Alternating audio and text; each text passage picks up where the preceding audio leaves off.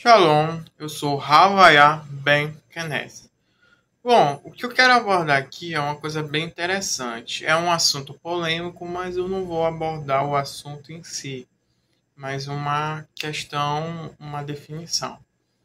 Que é o seguinte: no Antigo Testamento em hebraico, que é chamado no mundo judaico de Tanar, existe vários versículos aonde foi traduzido no sentido Elohim foi traduzido como no singular e na verdade ele está no plural, onde o que acontece? Elohim é o vocábulo hebraico que significa Deus, mas dentro de uma determinada regra gramatical ele pode ser traduzido como Deus, mas pelo fato de sua estrutura ser uma estrutura no plural, ele pode ser traduzido como deuses. Esse que é o X importante. Então, primeiro, vamos entender essa regra. O vocábulo Elohim é esse aqui, tá? Esse aqui, ó. Tá bem aqui. Elohim, tá aqui, ó. Elohim. O H é lido como som de R. Elohim. Elohim, ele é o plural de Eloá. Só que é o seguinte, existe uma regra gramatical que determina quando ele deve ser entendido, interpretado e traduzido como Deus, no sentido de um único ser supremo, e quando ele deve ser traduzido como deuses, no sentido de mais de um ser supremo. Tá? Então, o que diz a regra? A regra gramatical diz o seguinte, que se houver um substantivo ou um verbo que acompanhe o vocábulo Elohim, esse vocábulo aqui, e esses substantivos e verbos, ele tiver no plural, Elohim tem que ser traduzido como deuses. Mas se tiver no singular, ele tem que ser traduzido como Deus, como um único ser supremo, ou seja, singular mesmo. Esse é o ponto importante. Você preste atenção. Então a gente vai fazer uma análise seguinte. Quando a gente encontra vários versículos, inclusive no final desse vídeo eu vou colocar uma seleção de versículos onde você vai conferir na sua Bíblia, na sua escritura que você usa. Lá vai estar no singular, mas eu vou botar a tradução literal e precisa e você vai ver no plural. E você vai tirar a sua própria conclusão, tá bom? Então, e olha só. Então, o que acontece? Elohim, quando aparece em determinados versículos em referência ao Criador, no plural, o mundo judaico, a parte ortodoxa, tanto a ortodoxa que crê no Messias Yeshua, quanto a que não crê, como o próprio judaísmo messiânico, o que eles dizem? Que isso se trata do chamado plural majestático. Tá bem aqui, ó, plural majestático, ou o termo mais moderno que eles chamam de multiplicidade de Deus. O que quer dizer o plural majestático? O plural majestático é quando tem essa indicativa de Deus junto com o nome original do Eterno referente a ele. E o que acontece? O sentido disso no plural majestático expressa a grandeza e a majestade de Deus. Isso que é o sentido que é explicado pelo mundo judaico, tá certo? E até por aqueles que chamam de multiplicidade de Deus. Por quê? Porque Deus Elohim, tem o nome Elohim, El Shaddai, Elion e outros nomes. Então, por isso, teria que ter essa questão de multiplicidade de Deus. Seria nesse sentido. Só que a grande pergunta da questão em si, por isso que eu botei aqui, ó, esse sinal, é o seguinte: essa afirmação de plural majestático, né, é uma falácia. É somente uma falácia para tentar maquiar esse, podemos dizer assim, de forma gramatical, essa aparente aparente aparição da Trindade no Antigo Testamento. Porque, por exemplo, se a gente pegar lá em Gênesis capítulo 18, se não me falha a memória, nós vemos lá o texto falar de 3 homens que são chamados de tetragrama, que são os 3 são chamados de Adonai, e não é o Adonai na forma singular, Adonai na forma plural, que é usado somente para se referir ao Eterno. Mas enfim, não quero entrar nesse assunto. Então, o que acontece? Inclusive, eu vou botar no final desse vídeo, junto com as várias referências de versículo, que vai trazer essa pluralidade, um salmo que apresenta lá Elohim, na congregação de Elohim, na congregação de El, na presença de Elohim, ou seja, fazendo a afirmação de 2 Elohim e 1 El. Enfim. Então, a questão aqui, só para deixar claro, não é uma questão de crença. Não tem nada a ver com crença. Não estou falando de trindade, de unicidade, nada disso. O que eu quero falar aqui é a questão gramatical a respeito com esse argumento de plural majestático. É ver se a própria gramática atesta esse plural majestático ou se é simplesmente uma falácia. Então eu comecei a meditar e a buscar da parte do Eterno uma luz a respeito dessa questão em si. Então o Eterno brilhou na minha cabeça e eu entendi que para poder o plural majestático significar expressar a grandeza, a majestade de Deus, e não no sentido que tenha que esteja se referindo a 3 seres distintos, um único Deus composto de 3 seres distintos, como está na Nova Aliança. Então teria que ter um versículo no Antigo Testamento em hebraico, onde o termo Elohim, dentro da regra que determina se ele está no singular ou no plural, tivesse determinando ele no plural, fazendo referência a um Deus, a uma entidade pagã. Se isso tiver no Antigo Testamento hebraico, então significa que o plural majestático é apenas uma falácia, é só um argumento para maquiar, mas não é algo de fato autêntico. Mas se não tem um versículo assim, então significa o quê? Que de fato o plural majestático ele é uma realidade e ele refuta totalmente a ideia de trindade ou alguma coisa parecida, unidade divina, no texto hebraico. Mas é aí que vem a questão em si. Olha só, vamos analisar aqui. Eu encontrei aqui, você vai lá, você pode dar uma olhada na sua Bíblia em português, mas se você olhar o texto em hebraico seria melhor. Mas olha só. Em 1 Reis, capítulo 11, versículo 33, é bem interessante esse versículo, porque tem informações que vai resolver essa questão se o plural majestático ele é um plural autêntico, se realmente a questão é expressar a grandeza e a majestade de Deus, ou se na verdade essa pluralidade aplicada ao Eterno estaria se referindo a mais de um ser, além do Eterno. Um Deus, um único Deus composto de 3 pessoas. Tá certo? Então vamos lá, vamos analisar. Bom, o texto lá diz, eu botei aqui as 3 partes, eu não botei o texto em hebraico completo, para poder a gente analisar. Olha só, a gente tem aqui, parte do versículo aqui em cima, outra parte aqui e outra parte aqui, que essas são as partes que realmente interessam.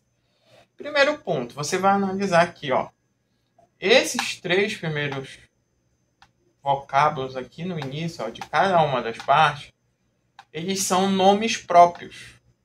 Cada um aqui é um nome próprio de uma entidade pagã, tá? Depois a gente tem o vocábulo Elohei.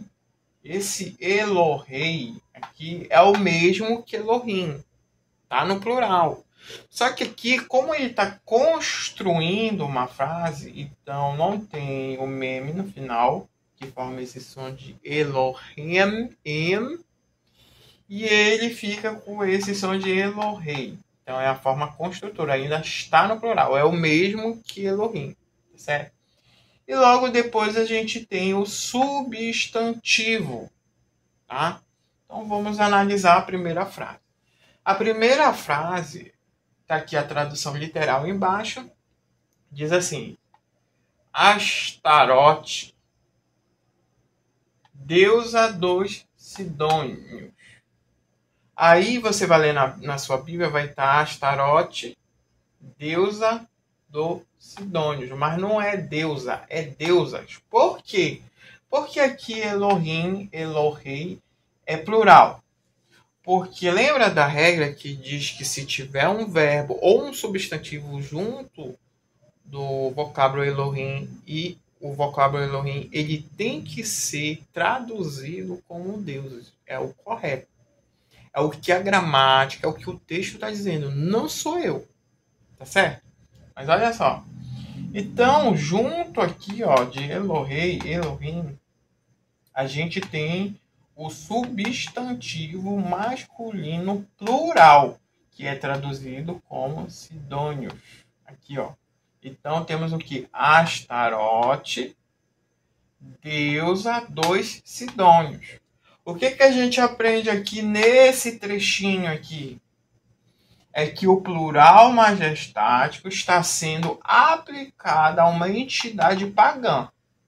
E a gente sabe que os adoradores de Astarote, eles tendem a fugir do monoteísmo, né? Mas olha só, vamos analisar aqui. Aqui na segunda frase, a gente tem o seguinte: Quemos, que é uma entidade pagã, aí dá vírgula, os deuses de Moab. Basicamente seria essa a tradução conforme aqui. Só que tem um detalhe que chama atenção, que é bem aqui. Não é deuses. É Deus. Por quê? Por que Havaiá não deixou de deuses? E sim, Deus. Pelo seguinte fato. Que o substantivo que está bem aqui, ó, ele tá o quê? Ele é o quê? Ele é um substantivo masculino singular. Ele está no singular. Então não é deuses como aqui, ó. É o mesmo termo. Mas Deus, então temos o Deus de Moab. Na sua Bíblia em português deve estar Moabitas. Mas aqui é Moab. Ele está no singular. Tá certo? Agora vamos aqui para o outro trecho de 1 Reis, capítulo 11, versículo 83, diz o seguinte. Temos aqui, ó, essa construção. Essa construção temos aqui Milcom, que é outra entidade pagã. Aí dá uma vírgula e diz: os deuses dos filhos de Amon. Olha só. Aqui é deuses, deuses. Por quê? Eu sei que é deuses. Porque temos aqui o substantivo masculino plural, que é o Ben. Esse Benei. Ben é singular. E aqui na forma construtora, que é traduzido como os filhos, fica com a pronúncia Benei. Então aqui, ó, substantivo. Então indica o quê? Que esse termo tem que ser traduzido como deuses. Então a gente vê aqui, ó, no único versículo, a gente tem dois exemplos do plural majestático sendo aplicado a duas entidades pagãs. E temos aqui um exemplo do mesmo termo não sendo traduzido como deuses, mas como Deus, por causa do substantivo. Então, o que a gente conclui? Que realmente o plural majestático, ele não é sólido o suficiente para refutar a trindade no Antigo Testamento. Quando eu falo trindade, pode ser unidade divina, eu não estou aqui dando ênfase aos meus irmãos católicos, protestantes, tá? Eu não estou indo contra o judaísmo messiânico, nem ortodoxo, nada. Aqui a questão é gramatical. Então, plural majestático, segundo a própria gramática, não é algo sólido, é uma falácia, ela maqueia, né? Para aqueles que não querem aceitar uma unidade divina ou a trindade, serve como maquiar, mas o que a gramática mostra é diferente. Então a gente vê o plural majestático sendo aplicado para Astaroth e também por Milco. A gente vê aqui aplicado, está aqui no texto, tradução literal, então não tem como discutir. Porém, surge uma curiosidade, tanto para quem é a favor da Trindade, quanto quem é contra a Trindade. Não existe Trindade, tal. Mas surge uma curiosidade. Qual é a curiosidade? Como se poderia entender a Trindade, tanto para quem crê e segue a Trindade, quanto entende a Trindade de outro jeito ou não crê em Trindade nenhuma, nem unicidade, nem nada, eu não crê. Mas surge a pergunta, como se poderia entender? Eu vou apagar aqui e vou dar um exemplo como poderia se entender. Certo? Olha só.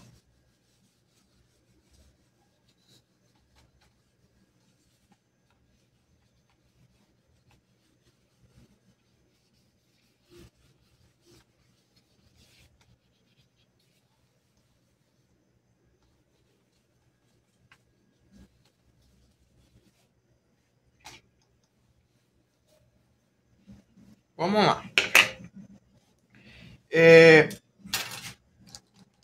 Primeiro, a concepção de Trindade, na minha opinião, a Trindade, ela não é católica, ela não é evangélica e nem é judaica messiânica. A Trindade, ela é judaica ortodoxa. O negócio é que, como não, geralmente a pessoa, o ser humano, ele entra atrito com a questão do monoteísmo e não entende nem procura entender um único Elohim, um único Deus composto de três pessoas distintas. Por exemplo, a gente lê lá em Gênesis, quando diz: e o homem deixará seu pai e sua mãe, unirá-se à sua mulher e tornarão um. Pergunta é uma única pessoa que tem ali? Não. São duas pessoas. Mas isso é um exemplo. Lá é usada a palavra errad, né? Mas enfim, é só para dar uma pincelada e a gente entender. Vamos entender o que seria um único Deus composto de três pessoas distintas, como está na nova aliança. Vamos entender de maneira correta. Tá? Primeiro, o exemplo que a gente tem é o tempo. Vou botar aqui tempo.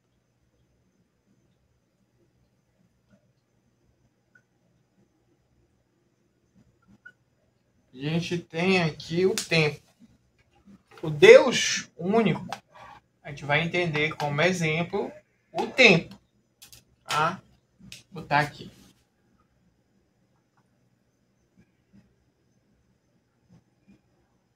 Deus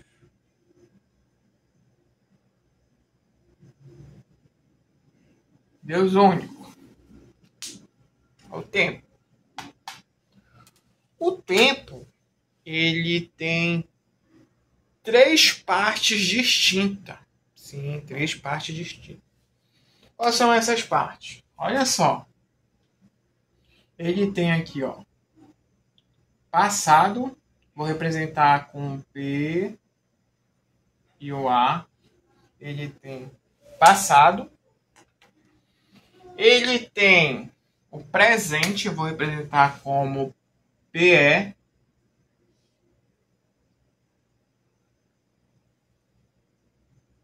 Não, vou representar aqui como PR. Perdão. Tá aqui, PR. E temos o futuro, que eu vou representar aqui como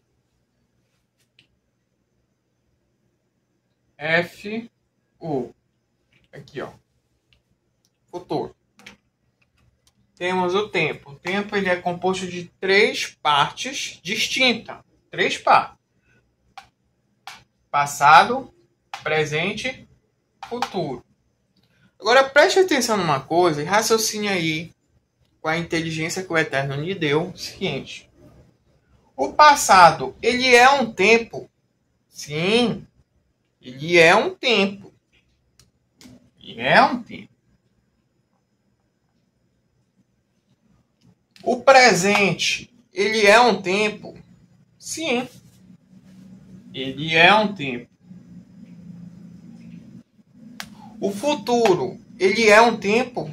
Sim, ele é um tempo. Veja bem, um tempo ao todo, temos aqui o tempo ao todo.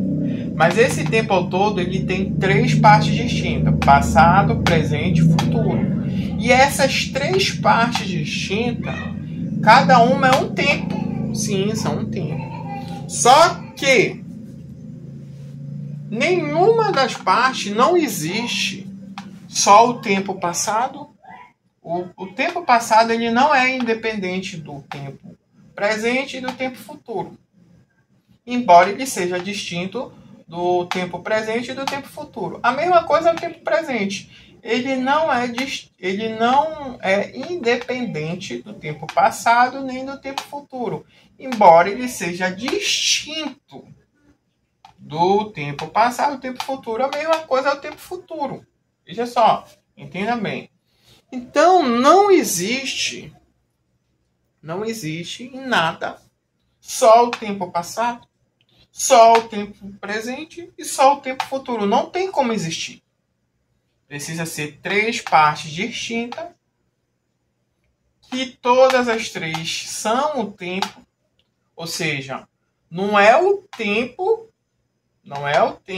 integral, não é o tempo que se formou em 3 partes. Não. São as 3 partes que compõem o tempo total, o tempo completo. Então, o Deus único, composto de 3 pessoas distintas, é exatamente isso aqui. É como se o tempo integral fosse o Deus único. 3 partes distintas, isso representaria o Pai, o Messias e o Santíssimo Espírito. Seria basicamente assim: eles são distintos